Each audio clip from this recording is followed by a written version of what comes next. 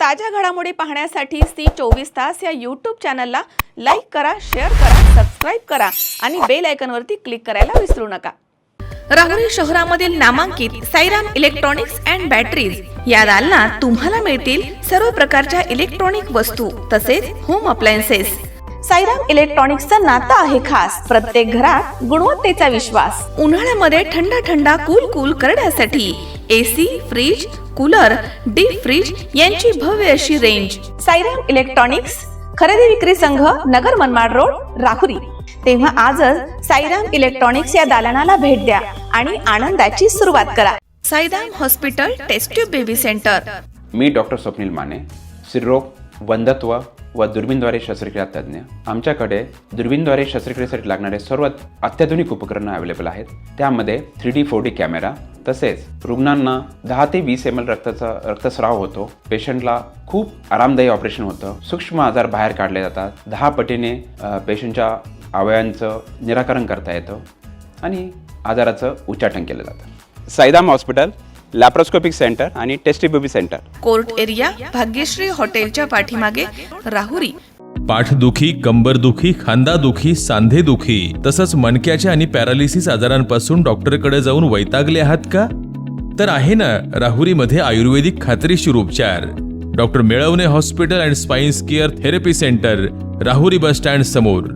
Doctor Ketan Dhananjay Melvane, संपर्क 9890 42 52 40। 25 वर्षाची परंपरा, डॉक्टर मेळवणे हॉस्पिटल।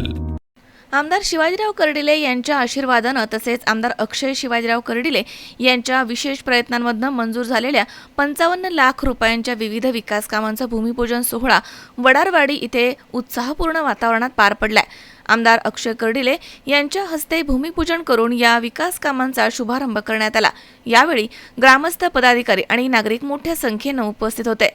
नागरी सुविधा 2025-26 तसेच दलित वस्ती सुधार योजनेअंतर्गत मंजूर झालेल्या विविध विकास कामांमध्ये साईनगर परिसरामधील रस्त्याचे काँक्रिटीकरण, बंदिस्त गटार बांधकाम, दीपनगर परिसरामधील रस्त्याचे काँक्रिटीकरण, कर्डिले रो हाऊस ते पाथर्डी रोड गटार बांधकाम तसेच गोविंदधाम ते पाथर्डी रोड खडीकरण आणि काँक्रिटीकरण अशा एकूण 6 विकास कामांचा समावेश असून त्यासाठी 55 लाख रुपयांचा निधी मंजूर करण्यात आला।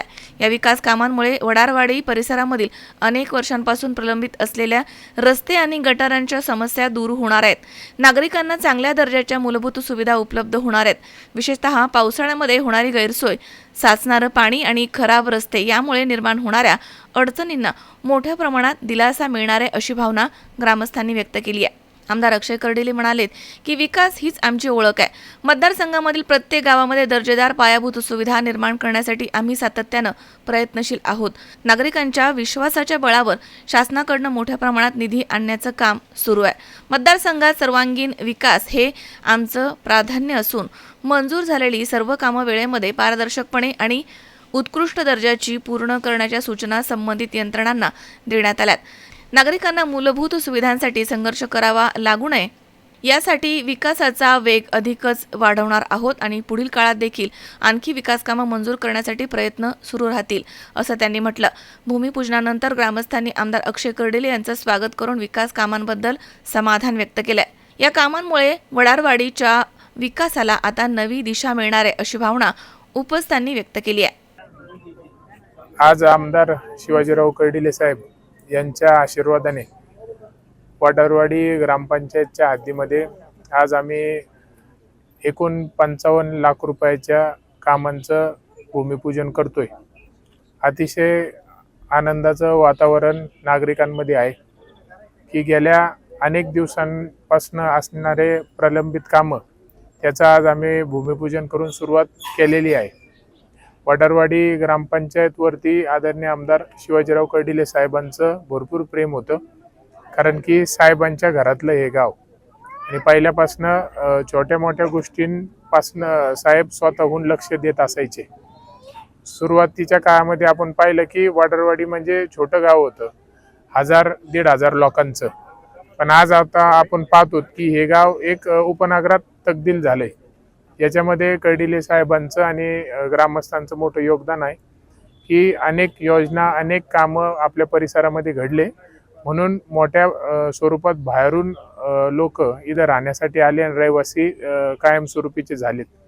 आता भाग वाढत चाललाय, त्याच पद्धतीने प्रश्न पण मोठ्या प्रमाणात वाढत चाललेत.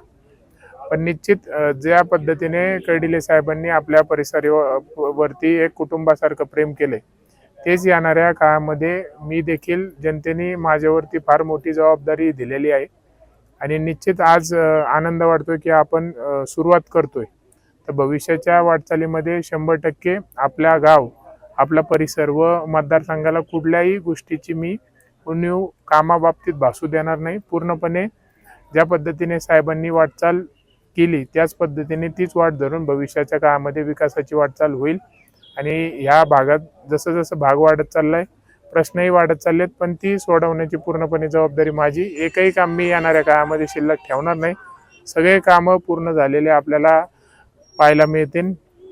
कारण की विशेष मुख्यमंत्री देवेंद्रजी फडणवीस साहेब, पालकमंत्री विखे पाटील साहेब, सर्वांचंच आपल्या मतदारसंघावरती लक्ष आहे, माझ्यावरती प्रेम आहे. म्हणून निश्चित सरकारच्या माध्यमातून येणाऱ्या काळामध्ये आपल्या गावामध्ये भरपूर सारे असे कामं 100% मी घडून आणेल, एवढंच या निमित्तानं सांगतो.